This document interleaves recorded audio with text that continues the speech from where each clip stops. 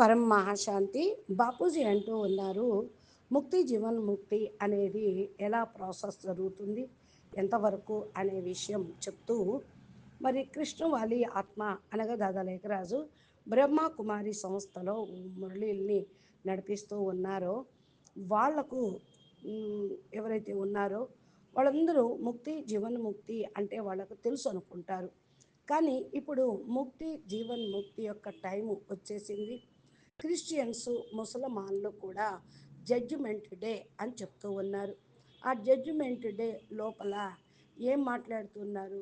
Christians ముసలమాన్లు మరి స్వయం కుదాతాల నూరు రూపంలో ఈ భూమి మీదకి వచ్చి శ్మశానంలో లేకపోతే కబ్రు లోపల శవపేటికలో సమాధుల్లో ఉన్నటువంటి వాళ్ళని తీసుకుని వెళ్తారని ముసల్మాన్లు చెప్తారు. క్రిస్టియన్స్ కూడా శవాలను బాక్సులో పెట్టి పూడ్చిపెడతారు. దాన్ని కబ్ర్ అంటూ ఉంటారు.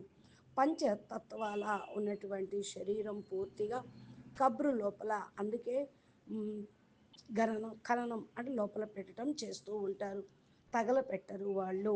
దీన్నే కబ్రు అంటారు. ఈ కబ్రులో నుంచి ఆత్మల్ని ఎత్తుకొని వెళతారు.